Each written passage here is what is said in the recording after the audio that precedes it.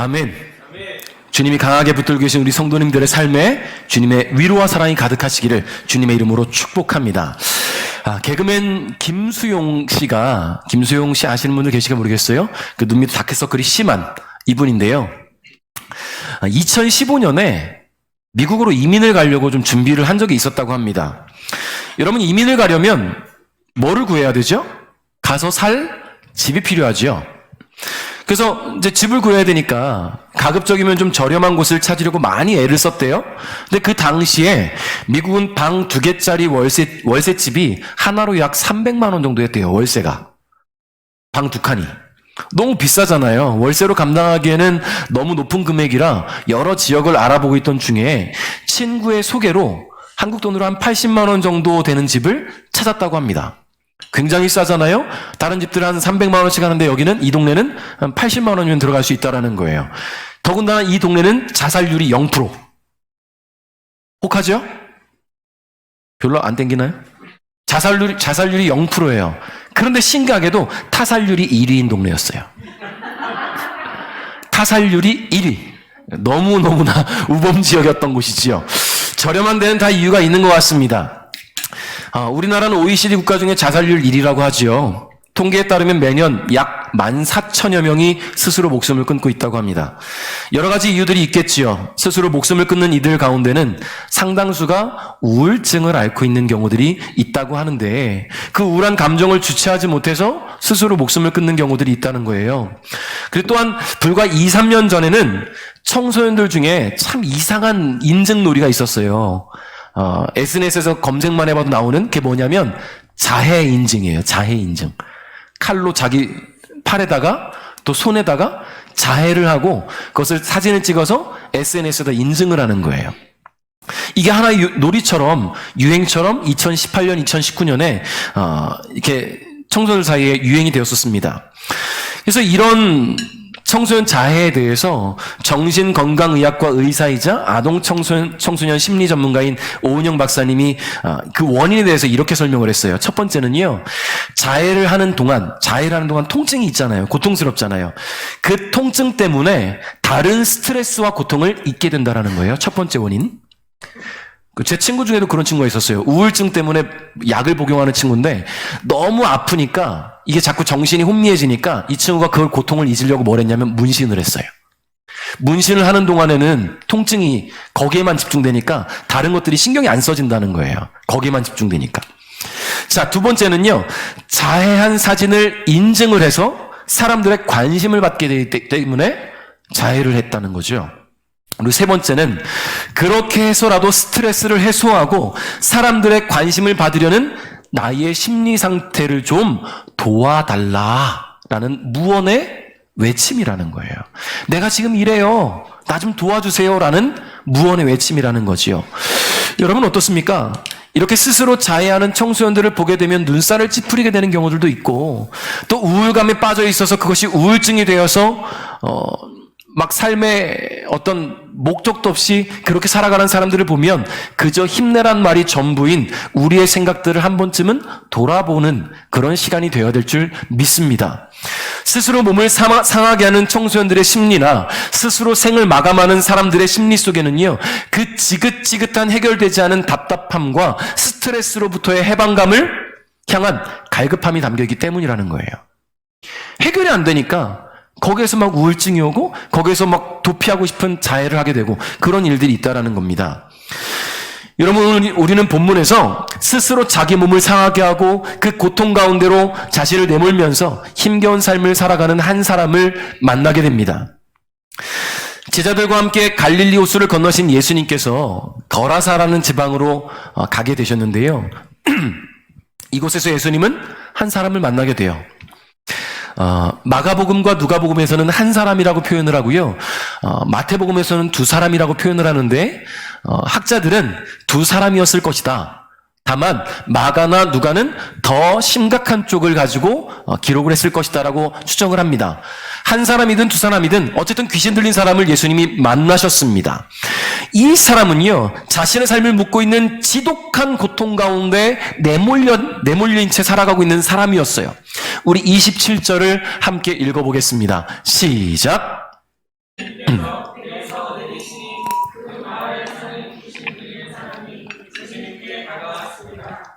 그는 오랫동안 아무 옷도 입지 않았으며 집에서 살지도 않고 무덤에서 살고 있었습니다. 아멘. 예수님과 제자들이 거라사 지방에 도착해서 마주한 사람은요, 어떤 사람이라고 기록되어 있어요? 어떤 사람? 귀신 들린 사람. 귀신 들린 사람.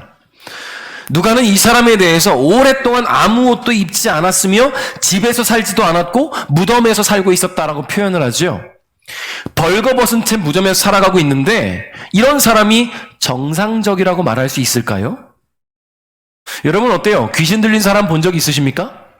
직접 나는 귀신 들린 사람을 눈앞에 본 적이 있다. 네. 저는 봤어요. 우리 김민 목사님도 본 적이 있다고 하는데 저는 이제 우리 원로 목사님이 목회하실 때 제가 중학교 때였던 것 같아요. 저와는 아주 먼 친척이었던 형이었던 걸로 아는데 고등학생이었던 한 형님이 귀신 들려가지고 우리 베델교회에 왔던 적이 있어요. 제가 학교 갔다가 중학교 때 딱 들어왔는데 우리 교회가 원동에 있을 때 명륜동인가요? 여기가? 있을 때 문을 열고 딱 들어왔는데 거꾸로 물구나무 서기하고 나를 쳐다보고 있는 처음 보는 형이 그게 첫 만남이었어요. 그 상태로 거의 1시간 동안 계속 물구나무 서기 하고 있었던 것 같아요. 제 기억에는. 대화가 안 통하고.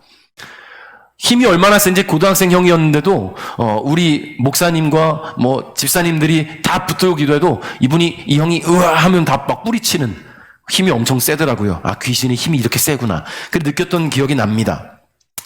귀신은요, 사람을 알 수 없는 힘을 작용하고 그 사람의 온 삶을 망가뜨리기 위해서 역사하는 영입니다. 자, 이 사람도 마찬가지였어요. 귀신 들렸기 때문에 정상적인 삶을 살아갈 수 없어요. 그래서 이 거라사인을 부를 때 거라사 지방의 광인이라 불러요. 광인. 빛나는 사람일까요? 미친 사람이에요. 미친 사람. 이 광인에 대해서 마가복음에서는 더 자세하게 소개하는데요. 제가 읽어드릴게요. 이 사람은 무덤 사이에서 살고 있었는데 그 누구도 그를 묶을 수 없었고 쇠사슬로도 묶을 수 없었습니다. 여러 번 쇠고랑과 쇠사슬로 그를 묶어 보았으나 그는 쇠사슬도 끊고 쇠고랑도 부수었습니다. 아무도 그를 당해낼 수 없었습니다. 그는 밤낮으로 무덤과 산을 돌아다니며 소리를 지르고 돌로 자기 몸에 상처를 내곤 하였습니다. 아멘. 여러분, 벌거벗고 무덤 사이에 살고 있는 이 미친 사람을 마을 사람들은 그냥 둘 수가 없지요. 막 미친 사람이 막 날뛰니까 어떻게든 묶어놔야 될 거 아닙니까? 이 사람은 어떻게든 제어해야 될 거 아닙니까? 그래서 사람들은 묶으려고 했어요. 묶어놓으려는 이유가 딱 하나예요. 귀신 들렸으니까. 사람들에게 해를 끼치니까. 이 사람의 행동과 행위들이 더불어 살아가는 이들에게 피해가 되기 때문에 그 누구도 이 사람의 행동을 제어할 수 없기 때문에 묶어놓으려 했어요. 근데 방법이 없는 거예요. 귀신이 너무 힘이 세니까. 그래서 결국 이 사람을 마을에서 쫓아내버렸습니다. 처음에는 그가 귀신 들려서 미친 사람처럼 행동할 때 그 행동을 제어하기 위해서 쇠사슬로 묶어봤습니다. 근데 소용이 없어요? 끊어버리는 거예요. 쇠고랑도 채워봤습니다. 그러나 그것도 소용이 없어요. 부숴버렸습니다. 마을 사람들이 할 수 있는 최후의 선택은 그를 마을에서 쫓아내는 거예요. 쫓아냈다라는 것은 한 가지 큰 의미를 담고 있어요. 뭡니까? 모두가 그 사람을 포기했다라는 거예요. 포기했다. 그렇게 마을에서 쫓겨난 이 광인은요, 결국 그 온 몸과 마음 그리고 그 온 삶이 귀신에게 종속되어서 자신의 의지로는 아무것도 할 수 없이 귀신이 조종하는 대로 살아갈 수밖에 없게 되었습니다. 귀신은 이 사람으로 말미암아 벌거벗게 했어요. 귀신에게 종속된 그의 자아는 수치를 모르는 상태가 되었습니다. 귀신에게 종속된 이 사람은요, 집이 아닌 무덤 사이에서 살게 되었습니다. 사랑하는 가족들이 지내고 있는 집에서 쫓겨나서, 함께 지내온 친구들이 살고 있는 마을에서 쫓겨나서 지극히 혼자인 삶을 살아갈 수밖에 없게 된 거예요. 시체를 부정하게 여기기는 유대 사회에서는요, 무덤을 마을 밖에 두었기 때문에 그 누구도 돌아보지 않는 무덤들 사이에 이 사람은 홀로 남겨진 거예요. 모두가 포기한 사람이 되었다라는 것이요. 가족도, 친구도 마을 사람들도 모두 포기한 지극히 혼자가 된 이 사람을 귀신은 아주 마음껏 조종하며 그의 삶을 송두리째 망가뜨리고 있었습니다.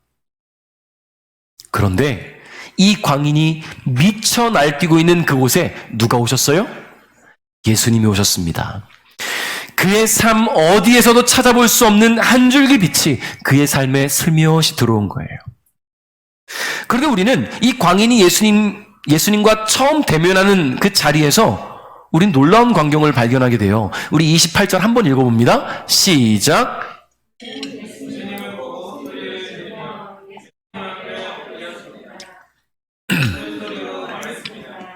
가장 높으신 하나님의 아들이신 예수님, 당신이 저와 무슨 상관이 있습니까? 제발 저를 괴롭히지 마십시오. 아멘. 여러분, 이 광인이 예수님을 보고 그 앞에 납작 엎드렸어요. 이 광인이 납작 엎드렸다는 것은요, 귀신이 엎드린 거예요, 한마디로. 예수님의 위엄 앞에 철저하게 자신을 낮춘 것입니다.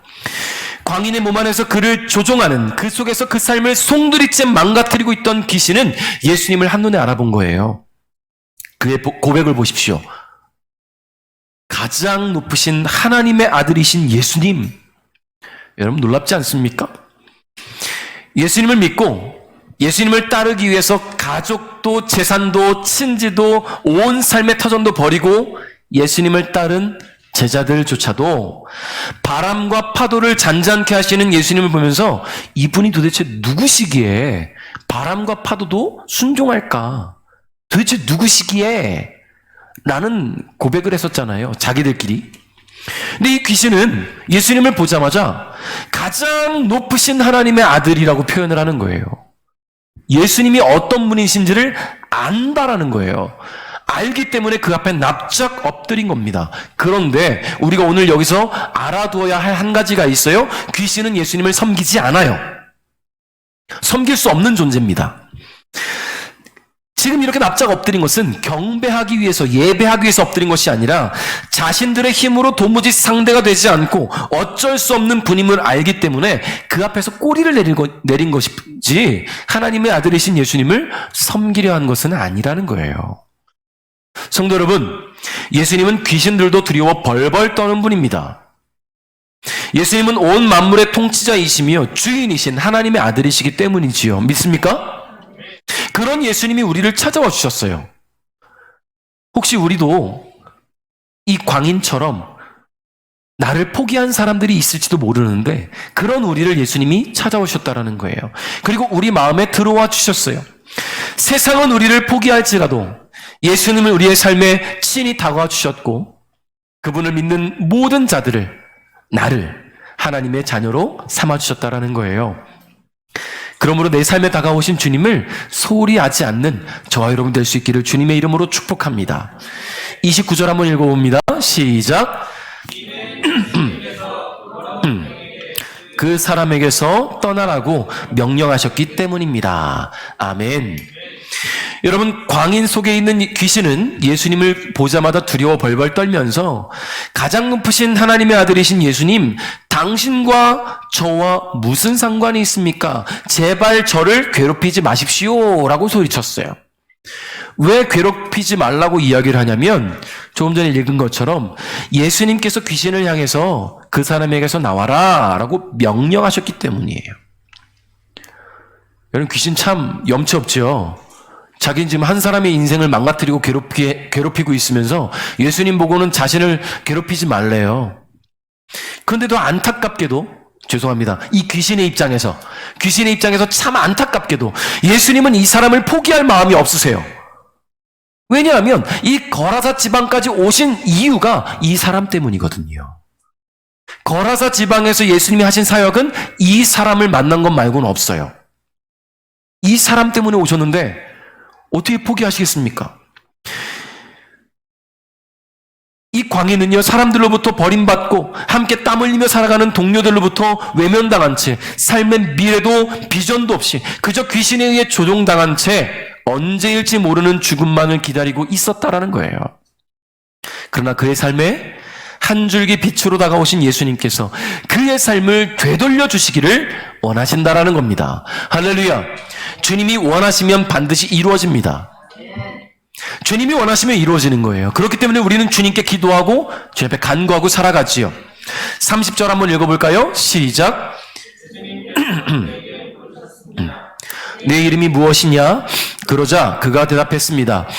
레기온입니다. 이는 많은 귀신이 그에게 들어갔기 때문입니다. 아멘.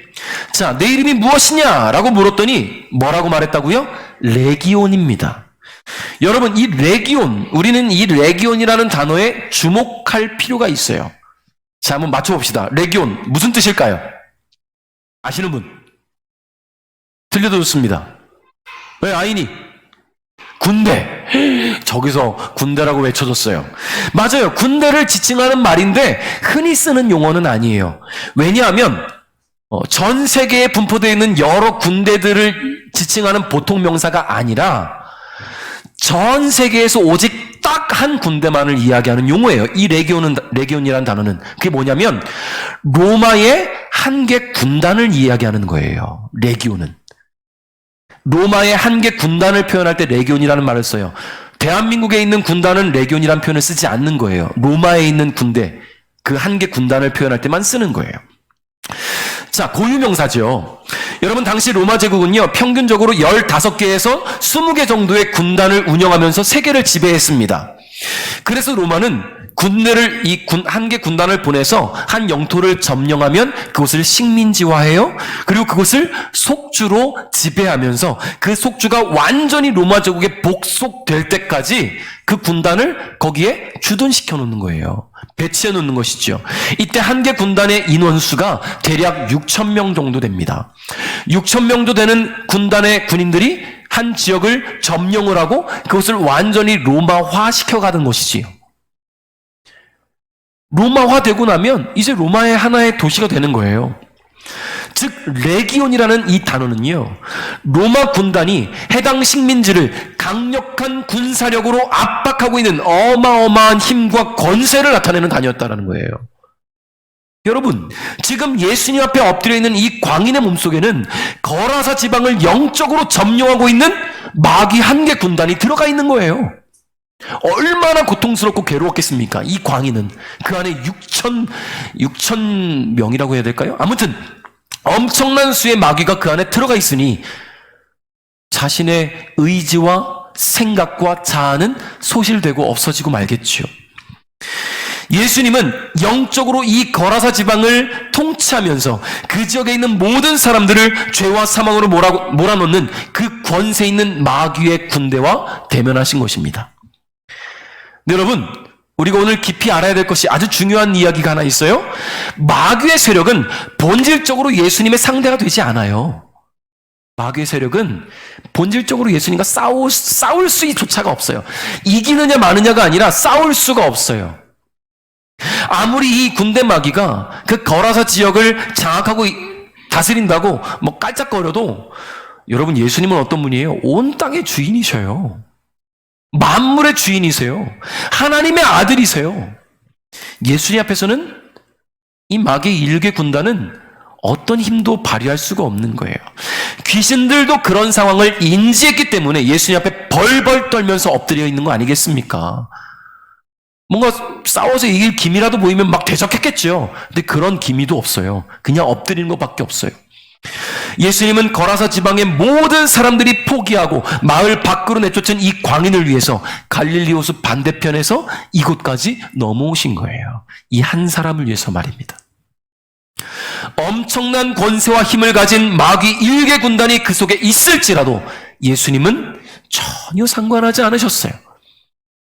그것들은 발톱에 낀 때만도 못한 것이기 때문이지요. 예수님은 이 버림받고 외면당한 광인을 불쌍히 여기는 마음으로 이곳까지 오신 것입니다. 성도 여러분, 예수님은 절대로 포기하지 않는 분이에요. 혹 우리가 주님 손을 놓는 경우는 있을지라도 주님이 우리 손을 놓지는 않습니다. 지금 이 순간에도 세상과 주님 사이에서 고민하고 갈등하고 있는 우리의 마음들이 있다면 오늘 바로 잡으시기를 주님의 이름으로 축복해요. 포기하지 않으시는 주님 편에 설 수 있기를 주님의 이름으로 축복합니다. 31절 32절 읽겠습니다. 시작.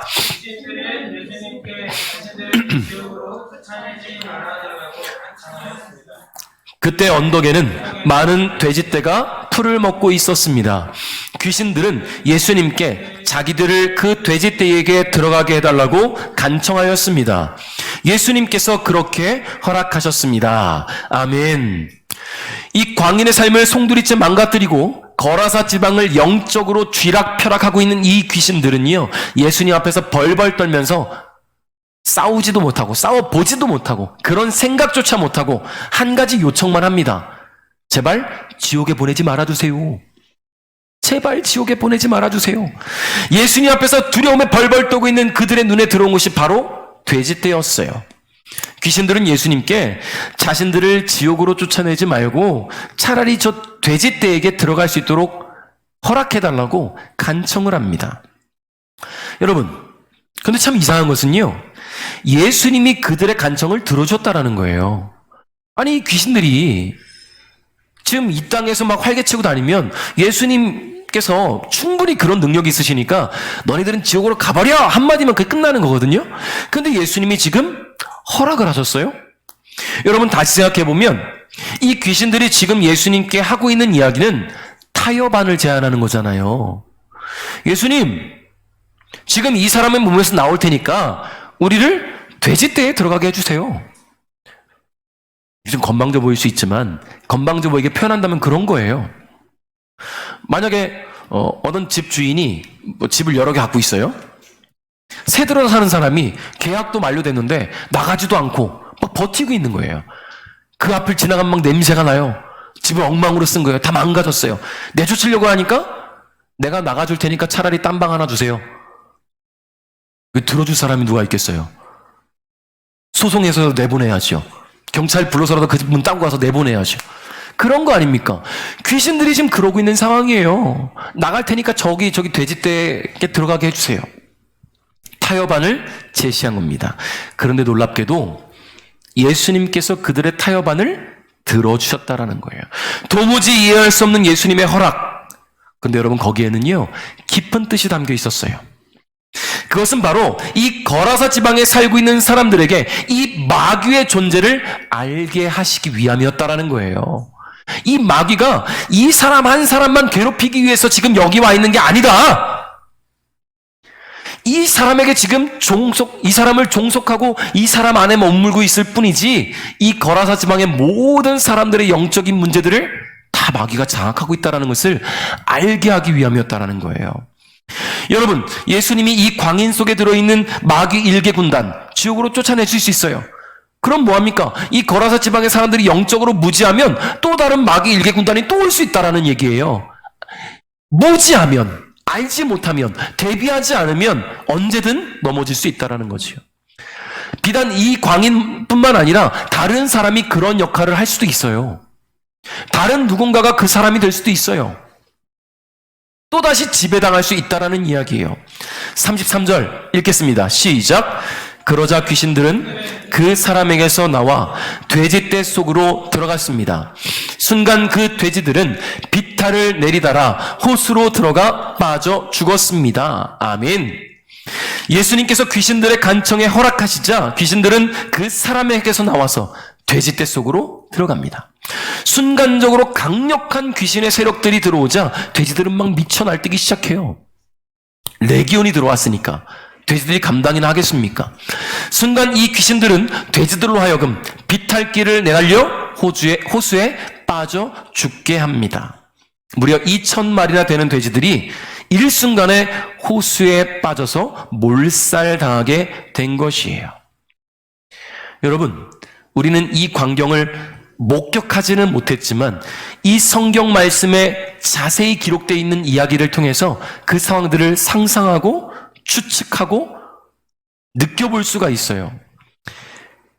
그것들을 통해서 우리가 한 가지 마귀의 성향을 파악할 수가 있습니다. 그게 뭐냐면 마귀들은 그 속성 자체가 한 인간을 파괴와 죽음으로 몰아넣어서 결국은 멸망하게 만든다는 거예요. 마귀는 인간을 멸망시키는 존재예요. 이 무시무시한 광경을 목격한 자들이 있었어요. 바로 돼지치는 사람들입니다. 그들은 눈앞에서 펼쳐진 이 무서운 광경을 목격하고는 그 길로 도망쳐서 마을로 들어갔습니다. 그리고 사람들에게 이 사실을 알리기 시작했어요. 그랬더니 35절에 사람들이 일어난 일을 보려고 예수님께 다가왔습니다. 그리고 귀신이 나간 사람이 옷을 입고 제정신으로 예수님 발 앞에 앉아 있는 것을 보았습니다. 그들은 두려운 생각이 들었습니다. 성경은 기록하고 있어요. 여러분, 마을 사람들이 이 돼지치는 사람들의 이야기를 듣고서는 예수님 계신 곳에 왔어요. 근데 그곳에는 자신들이 쫓아냈던 벌거벗고 있어야 되는 그 미치광이가 옷을 입고 너무나 멀쩡한 모습으로 예수님 앞에 앉아 있는 거예요. 이상하지요. 저 사람은 분명 정상이 아닌데 정상적인 모습으로 예수님 앞에 앉아 있어요. 더군다나 이 모든 광경을 목격한 돼지치는 사람들이 마을 사람들에게 있었던 모든 일들을 다 설명해 줍니다. 여러분, 그러면 이런 이야기들을 들을 때 마을 사람들 입장에서 어떤 기분이 들어야 될까요? 예수님 대단하신 분이 우리 마을까지 와주셨구나. 그 예수님에 대해서 막 수소문 해보겠죠. 예수님이 어떤 분이셨을까? 저쪽에서는 무슨 일을 일으켰대. 저기서는 무슨 일을 일으켰대. 들려올 수 있잖아요. 예수님이 하신 일들에 대해 지금 목격한 사람이 들려주는 이야기와 떠도는 소문들도 다 들을 수 있어요. 그런데 이 말도 안 되는 상황을 자신들의 눈으로 목격하고 그 말도 안 되는 상황을 듣게 된 이 마을 사람들은 뜻밖의 행동을 합니다. 37절에 거라사와 그 주변에 사는 모든 사람들이 예수님께서 자기들로부터 떠나줄 것을 간청했습니다. 이는 그들이 무서움에 사로잡혔기 때문입니다. 그래서 예수님께서 배를 타고 돌아가셨습니다. 여러분, 아니 지금 예수님을 자신들의 땅에서 쫓아내고 있어요. 예수님이라는 분이 어떤 분인지를 지금 알았잖아요. 그분이 전지전능하신 분임을 알게 됐잖아요. 이 귀신 들린 사람의 삶이 변화된 것을 봤잖아요. 그럼 이분의 능력이면 자신들의 삶에도 놀라운 변화와 역사가 일어날 것이라고 믿고 그분을 집으로 초청하고 마을로 초청하고 이분을 통해 말씀을 듣고 삶의 변화를 꾀해야 될 텐데 예수님을 쫓아내고 있어요. 조금 전에 있었던 말도 안 되는 상황들에 대해서 다 듣고 미쳐 날뛰던 광인이 멀쩡한 모습으로 앉아있는 것을 확인하고도 그들은 예수님을 거부합니다. 여러분, 왜 그랬을까요? 성경에는 그들은 무서움에 사로잡혔기 때문이라고 이야기합니다. 뭐가 무서워서요?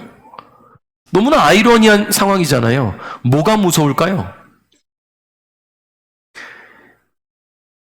그들은 자신들의 소유물이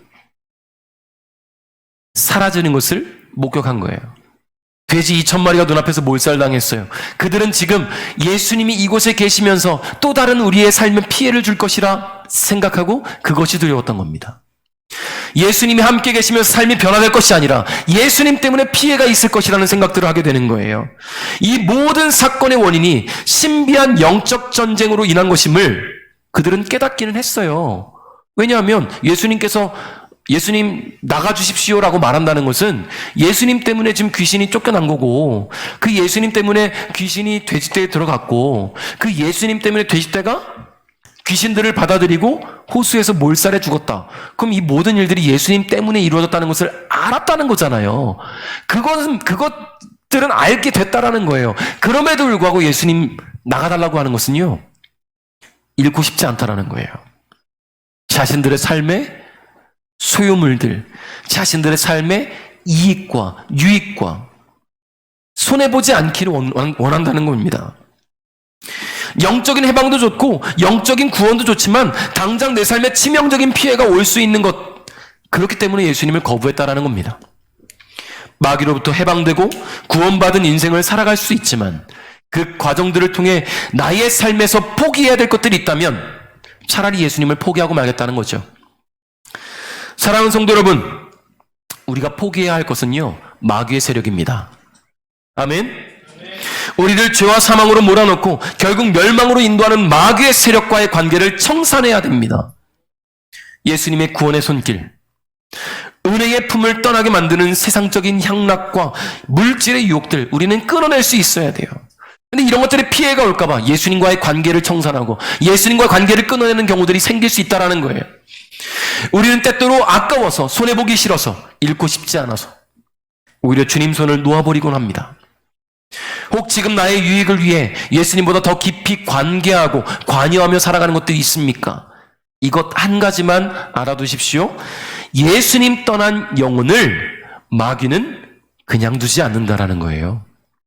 예수님 떠난 영혼은 결국 마귀의 식민지가 될 수 있다라는 이야기입니다. 말씀을 맺겠습니다. 모두가 포기했던 광인에게 가장 필요했던 것은 바로 예수님입니다. 모두가 포기했지만 예수님이 그를 포기하지 않으셨기 때문에 그는 자신의 삶을 되찾을 수 있었습니다. 그는 이제 더 이상 광인이 아니라 이제 증인의 삶을 살아갈 수 있게 되었어요. 지독하고 끔찍한 마귀의 세력으로부터 자신을 구원하시고 구원받은 하나님의 자녀가 되게 하신 예수님을 그는 온 마을을 다니며 선포하며 살아갈 수 있게 되었던 것입니다. 우리의 가장 필요한 것은요, 예수님입니다. 예수님보다 더 사랑하는 것들이 있다면 마귀의 세력은 그것을 기회로 삼는다는 거예요. 우리를 영적으로 무너뜨리고 우리의 삶을 장악하여서 예수님으로부터 멀어지게 할 것입니다. 그러므로 절대로 포기하지 않으시는 예수님을 여러분 거부하지 마십시오. 예수님의 품을 떠나지 마십시오. 우리는 예수님이 필요합니다. 예수님의 은혜와 사랑이 절대적으로 필요합니다. 그 은혜와 사랑을 힘입어서 주님 만나는 그날까지 주어진 삶의 영적 전쟁에서 날마다 승리하는 우리 베델 가족 여러분 될 수 있기를 주님의 이름으로 축복합니다.